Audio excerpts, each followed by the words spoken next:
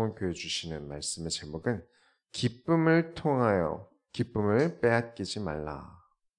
오늘 말씀을 통해서 여러분의 삶에 기쁨과 감사가 넘치게 되길 축원합니다. 서론으로 들어갑니다. 고난밖에 없는 삶. 오늘 빌립보서인데 이 빌립보서의 말씀은 바울이 로마에 있는 감옥에 있을 때 보낸 편지예요. 분명 지금의 감옥도 힘들겠죠. 여러분 감옥 가시면 얼마나 힘들겠습니까? 착하게 살아야 돼요. 근데 그것과는 비교도 할 수 없을 만큼 괴로운 곳이었을 거예요. 그렇죠? 위생적으로 얼마나 안 좋겠습니까?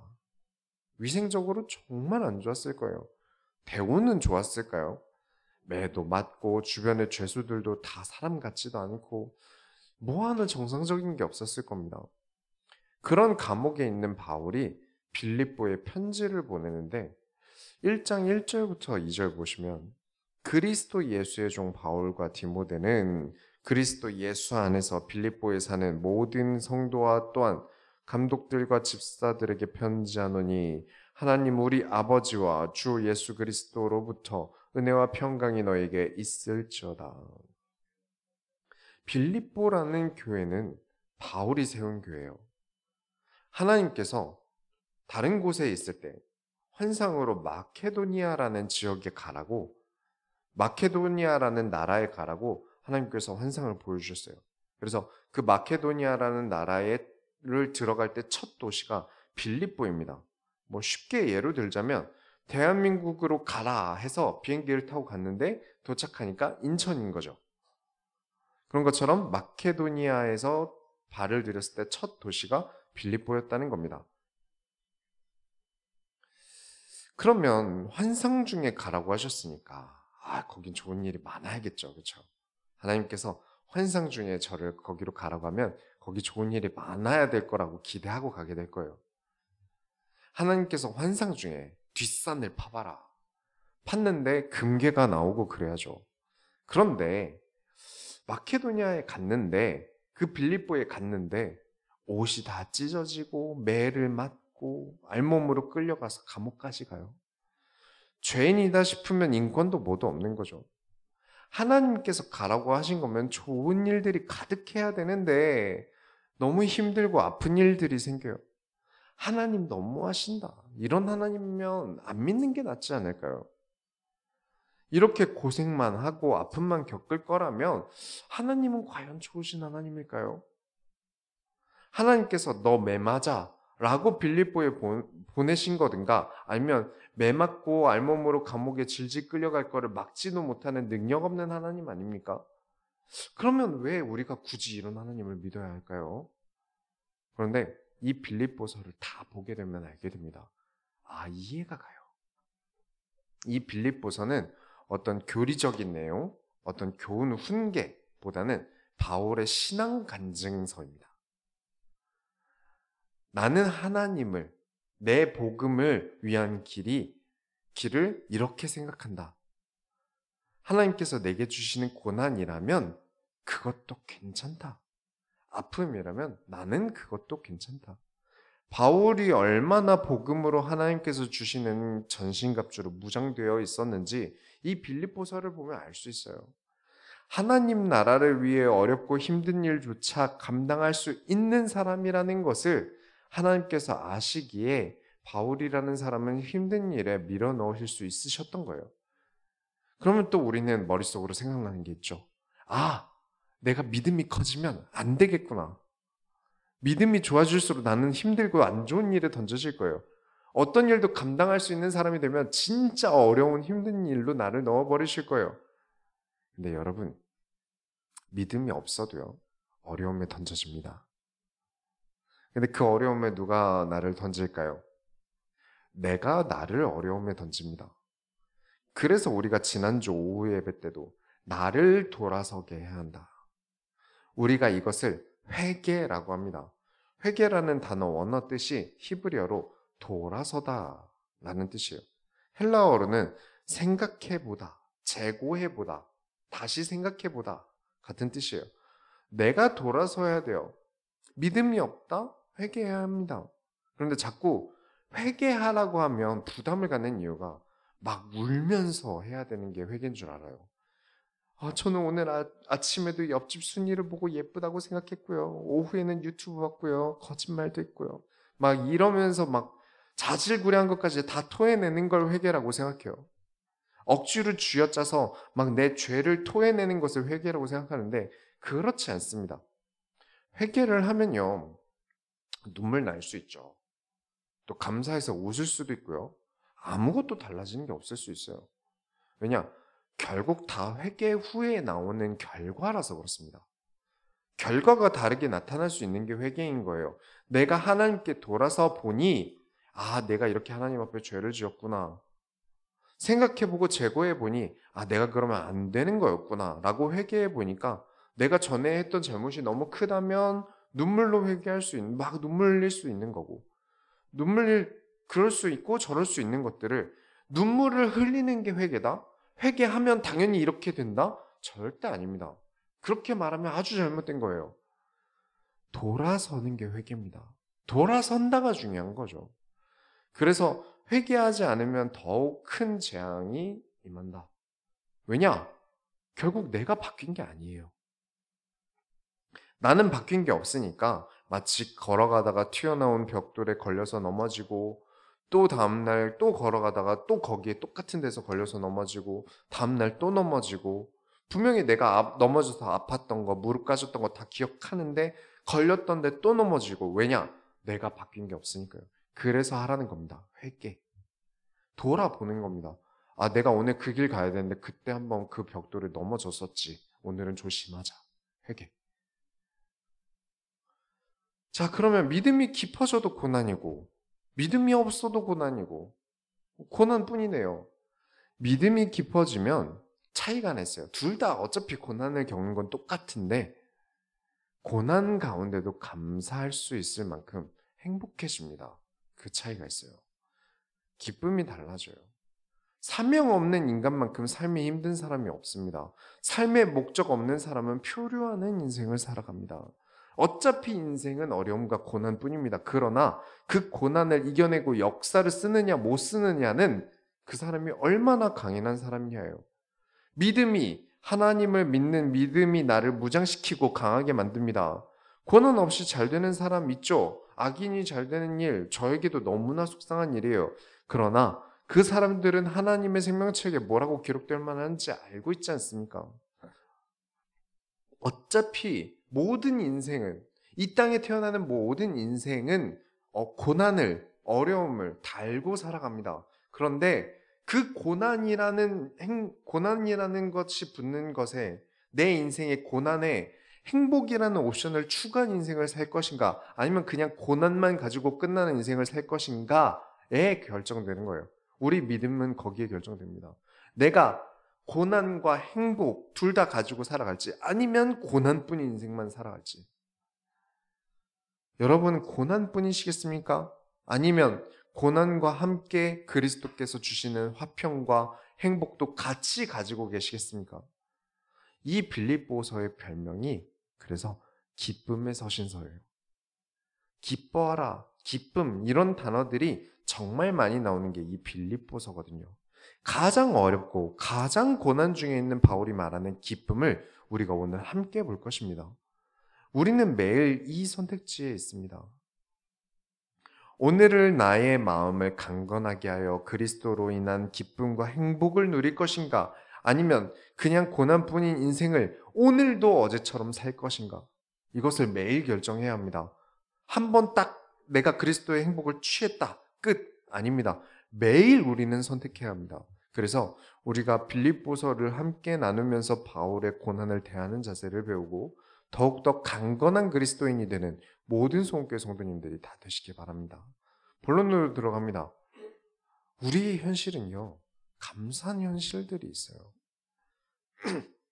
1장 3절부터 5절 보시면 내가 너희를 생각할 때마다 나의 하나님께 감사하며 간구할 때마다 너희 무리를 위하여 기쁨으로 항상 간구함은 너희가 첫날부터 이제까지 복음을 위한 일에 참여하고 있기 때문이라.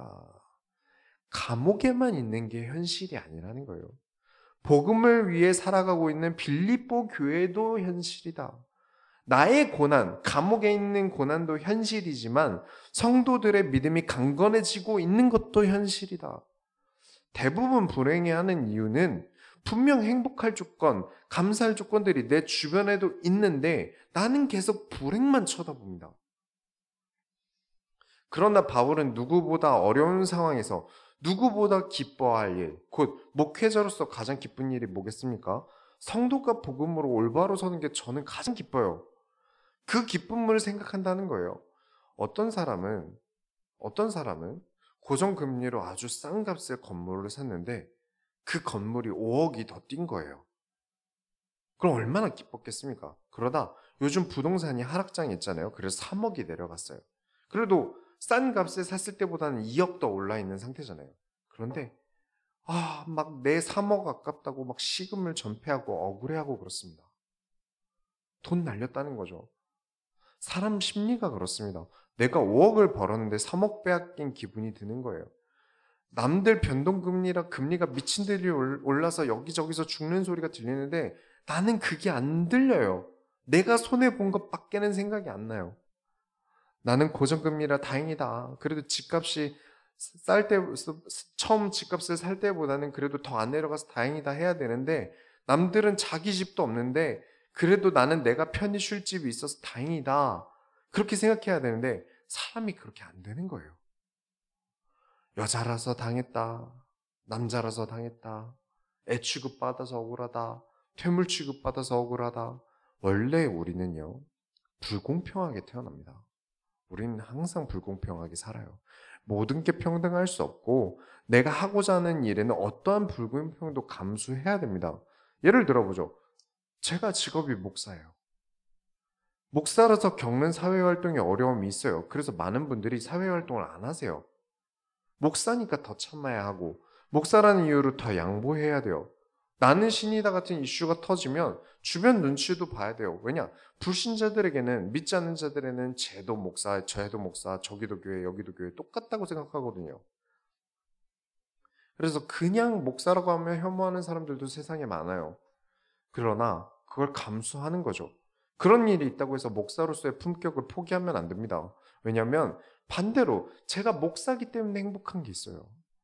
내가 소환교회 목사임에 감사하고 다른 교회들이 겪는 문제를 저는 겪고 있지 않음에 감사하고 하나님께서 그리스도를 만나게 하셔서 불신자들과 다른 인생을 살게 하심에 감사하고 개척을 하고 성도 한 명도 늘지 않고 10년이 지나는 교회들도 얼마나 많은데요. 우리는 그래도 같이 식사하고 함께 커피도 마시고 이야기를 나눌 성도들이 있지 않습니까?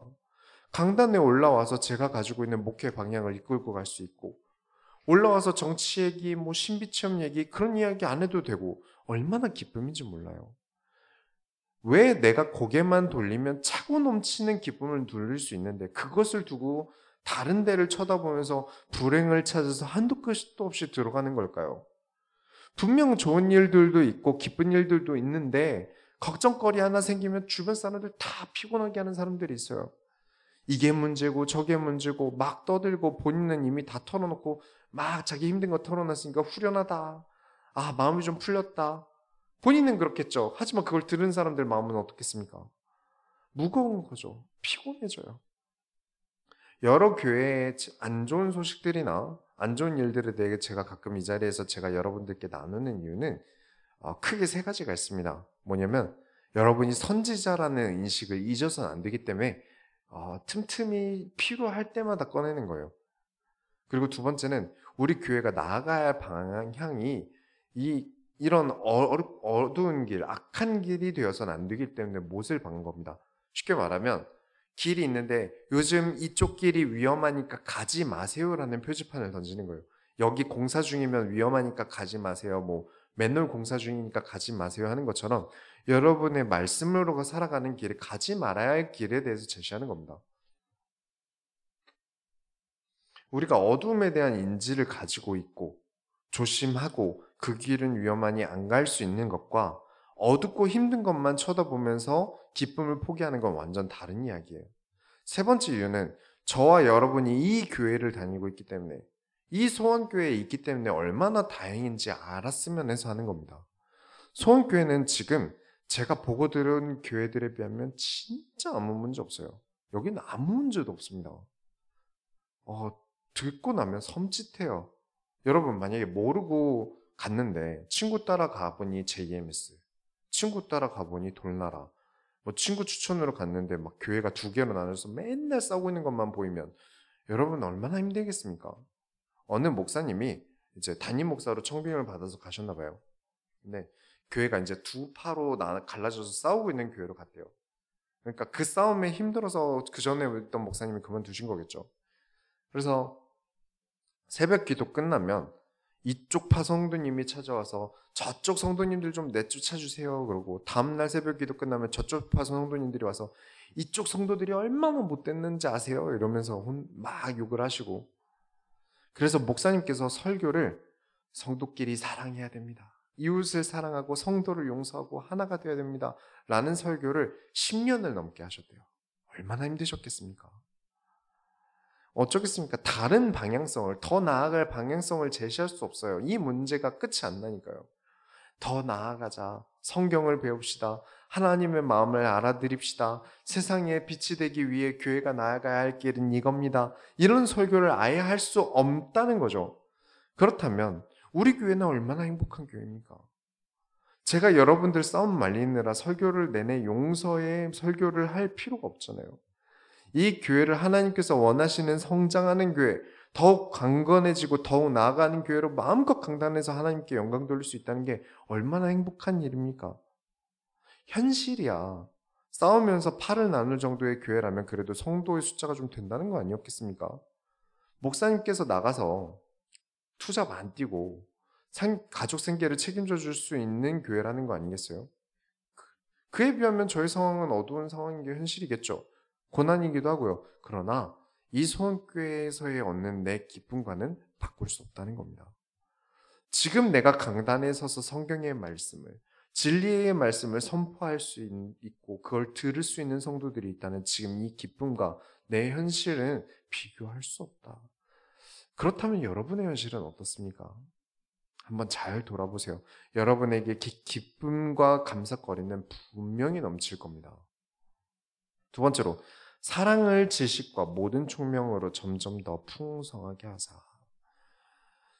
6절부터 7절 보시면 너희 안에서 착한 일을 시작하신 이가 그리스도 예수의 날까지 이루실 줄을 우리는 확신하노라. 내가 너희 무리를 위하여 이와 같이 생각하는 것이 마땅하니 이는 너희가 내 마음에 있으며 나의 매임과 복음을 변명함과 확정함에 너희가 다 나와 함께 은혜에 참여한 자가 됨이라.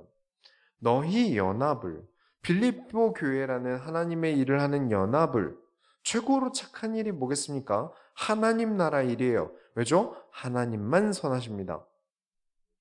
너희 연합을 보면 나는 확신이 든다. 이게 마땅하다. 당연하다. 왜냐?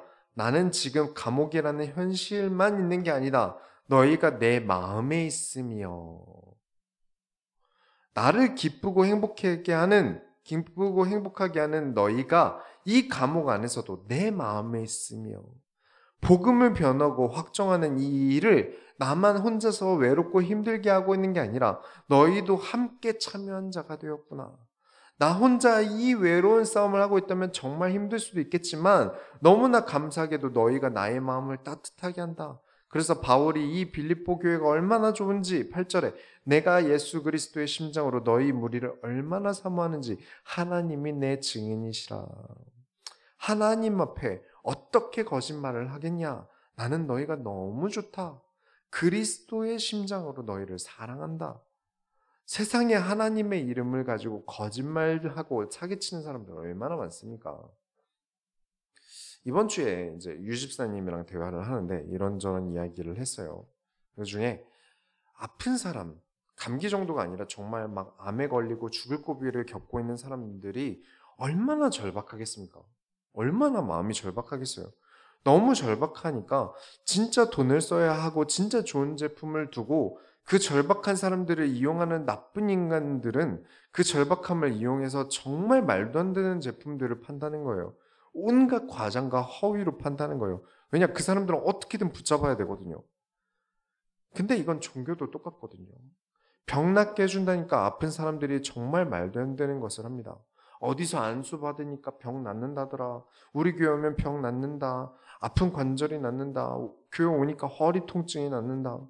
100명 찾아와서 97명 낫지 않고 3명 나아도 3명이나 나은 기적의 교회 이러면서 홍보하고, 그 교회 사람들도 하나님께서 죽을 고비의 사람을 살리셨다면서 아픈 97명은 돌아보지도 않아요.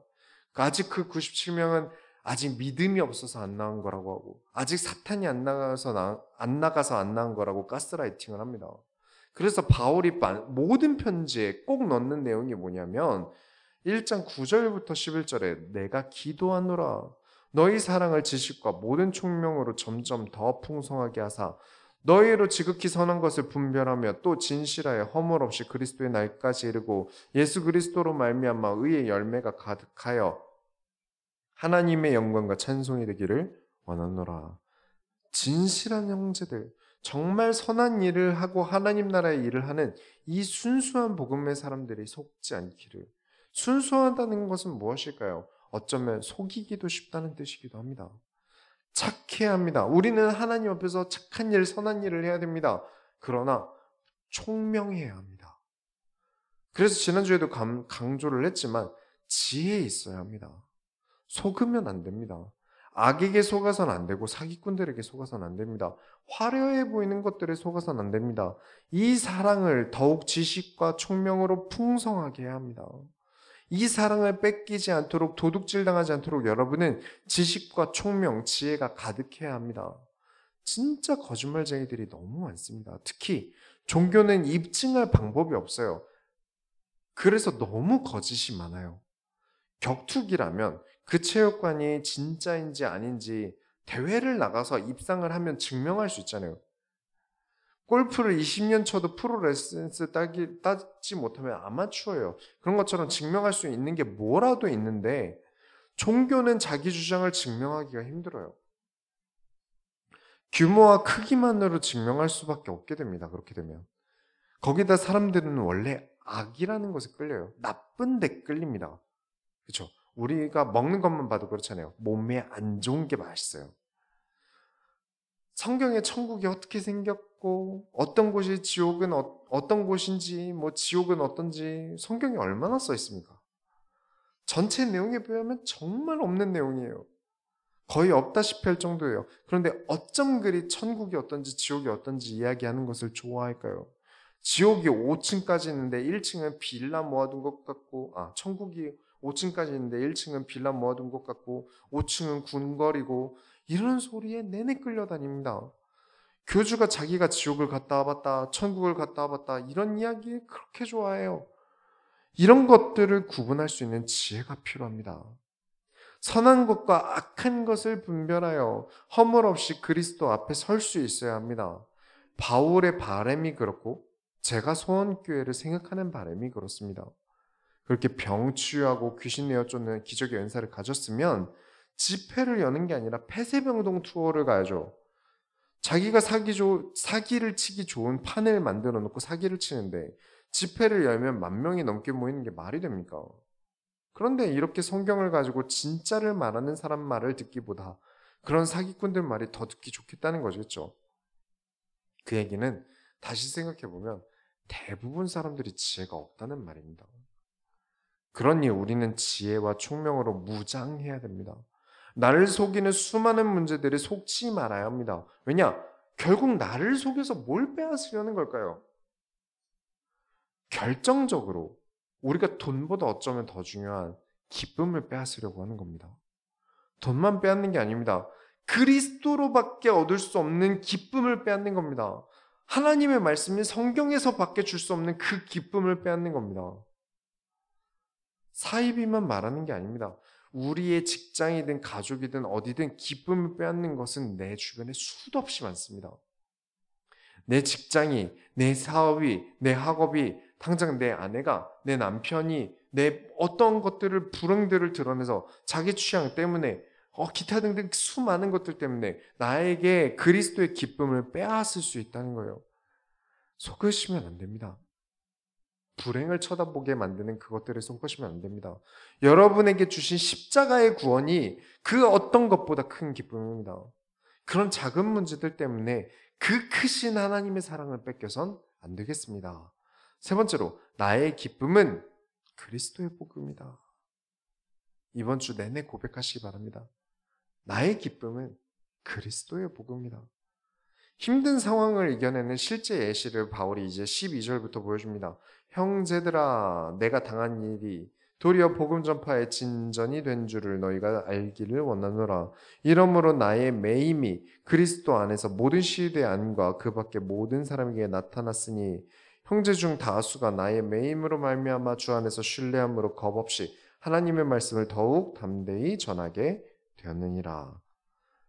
바울이 감옥 안에서도 그리스도의 복음을 전하니까 많은 교회들이 감옥에서도 그리스도를 전하는데 우리가 겁을 먹으면 되겠냐? 바울이 저렇게 감옥에서도 복음을 전하는데 우리가 물러서선 되겠냐? 우리가 더욱 그리스도의 복음을 전하는 일에 힘쓰자. 확실히 이 포인트가 중요한 것 같습니다. 내가 그리스도의 일을 하지 않으면 내 다음 사람들이 그리스도의 일을 하지 않습니다. 그런데 이 필립보 교회 문제가 하나 생겼나 봐요. 15절 보시면 어떤 이들은 투기와 분쟁으로 어떤 이들은 착한 뜻으로 그리스도를 전파하니 착한 뜻으로 그리스도를 전한다는 것은 느낌으로 어느 정도 알겠죠. 나의 은혜가 감사해서라든가 아니면 이 연합을 위해서라든가. 근데 투기와 분쟁으로 그리스도를 전파한다는 건 무슨 말일까요? 이해가 가십니까? 그런 경우들이 있어요. 굴러 들어온 돌이 박힌 돌을 빼내려는 경우가 있어요. 16절 보시면 17절까지 이들은 내가 복음을 변증하기 위하여 세우심을 받은 줄 알고 사랑으로 하나 그들은 나의 매임에 괴로움을 더하게 할 줄로 생각하며 순수하지 못하게 다툼으로 그리스도를 전파하느니라. 좀 더 풀어서 설명을 드리자면 바울을 싫어하는 사람들이 바울이 감옥에 있는 틈을 타서 이때가 기회다. 내가 바울에게 복수를 하겠다. 내가 교회의 지도자 자리를 차지해서 바울이 설 자리를 없애겠다. 더 많이 전도하고 더 많이 기독교화 시켜서 내 세력을 넓히겠다. 그러면 바울이 감옥에서 좀 더 괴롭겠지? 더 쉽게 이해하면 이제 예를 들면 김민철 목사님이 선교를 나갔다 칩시다. 근데 공산주의로 인해서 해외에 구금이 됐어요. 그 틈에 저를 싫어하던 박이김 목사가 선교회를 찾아와서 막 교회 시계 없으니까 시계도 자비로 막 달고 의자도 싹 다 갈고 밖에서 새로 신자들 20명 데리고 와서 김민철 목사를 밀어내려고 한다는 거죠. 그런 상황에 바울이 이런 말을 합니다. 18절에 그러면 무엇이냐? 거칠애로 하나 참으로 하나 무슨 방도로 하든지 전파되는 것은 그리스도니 이로써 나는 기뻐하고 또한 기뻐하리라. 그래 뭐 어떤 이유든 간에 그리스도 전파하는 거 아니냐? 그래 그러면 됐다. 나는 기쁘다. 어떤 이유가 되었든 빌립보 교회에 유익하고 그리스도가 세상에 전파된다면 나는 충분히 기뻐한다. 어느 정도? 2번 강조할 정도로 기뻐한다. 기뻐하고 또한 기뻐하리라. 지금도 기쁘고 앞으로도 기뻐하리라.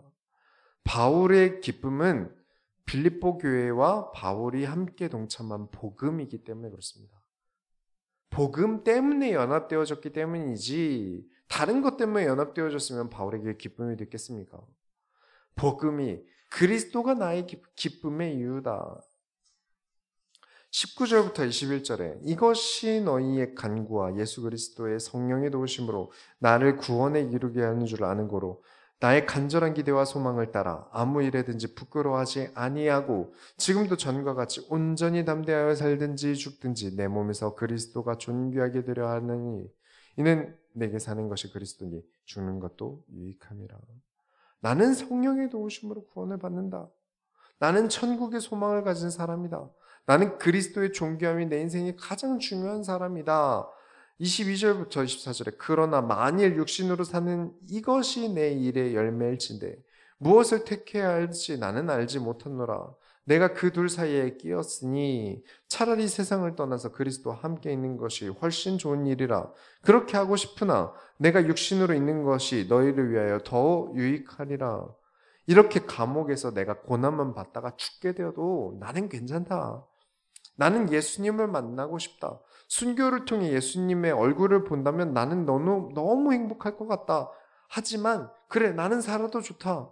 나의 살아있는 이유가 이 복음을 전파하고 하나님 나라의 일을 하고 그 하나님 나라의 일에 동참하는 성도들을 볼 때 너무 기쁘다. 어느 정도 기쁘다? 내가 매를 맞고 감옥에 있어도 이 불행한 현실이 복음의 기쁨에 비하면 아무것도 아니다. 이 복음의 비밀 때문에 생기는 많은 현실들이 나의 최고의 기쁨이라 감옥의 어려움은 아무것도 아니다. 죽어도 좋고 살아도 좋다. 결론을 내리겠습니다. 오직 너희는 그리스도의 복음에 합당하게 생활하라. 25절부터 26절 보시면 내가 살 것과 너희 믿음의 진보와 기쁨을 위하여 너희 무리와 함께 거하여 이것을 확실히 하노니 내가 다시 너희와 같이 있으므로 그리스도 예수 안에서 너희 자랑이 나로 말미암아 풍성하게 하려 함이라. 감옥에 있는 사람이 이렇게까지 말합니다. 내가 너희와 같이 있다. 지금 따로 있지 않습니까? 바울은 로마에 있어요. 로마에 있는 감옥에 있어요. 그리고 빌립보는 마게도니아에 있어요. 멀어요. 그런데 왜 같이 있다고 말합니까? 그리스도께서 모두와 함께 계십니다. 나는 그리스도 안에 있는 사람입니다. 여러분도 그리스도 안에 있는 사람입니다. 그러면 우리 몸이 떨어졌어도 그리스도 안에 우리가 같이 있는 겁니다. 저와 여러분은 다 따로 집에 계시고 일터에 계시는 것 같으나 아닙니다. 우리는 다 주 안에 있습니다. 우리는 다 그리스도 안에 있습니다. 그렇다면 어떻게 해야 내가 그리스도 안에 있을 수 있겠습니까? 어떤 게 그리스도 안에 있는 걸까요? 27절부터 28절에 오직 너희는 그리스도의 복음에 합당하게 생활하라. 이는 내가 너희에게 가보나 떠나 있으나 너희가 한 마음으로 서서 한 뜻으로 복음의 신앙을 위하여 협력하는 것과 무슨 일에든지 대적하는 자들 때문에 두려워하지 아니하는 이 일을 듣고자 함이라. 이것이 그들에게는 멸망의 증거요 너에게는 구원의 증거니 이는 하나님께로부터 난 것이라. 우리가 늘 그리스도로 인해 기뻐하려면 그리스도의 복음에 합당하게 생활해야 합니다. 그리스도 안에 있는 자라면 그리스도의 복음에 합당하게 생활합니다. 전혀 그리스도와 상관없이 사는데 어떻게 그게 그리스도 안에 있는 사람, 그리스도에 연합된 사람입니까? 한 뜻으로 복음의 신앙을 위하여 협력하지 않고 내 마음대로 신앙에 대해 주장하기만 하고 하나님께서 오늘 주신 말씀과는 아무 상관없이 사는데 어떻게 그게 그리스도로에 있는 연합입니까? 잊지 마셔야 합니다. 검도장에서 태권도만 수련하면 간판만 검도장이지 태권도장입니다.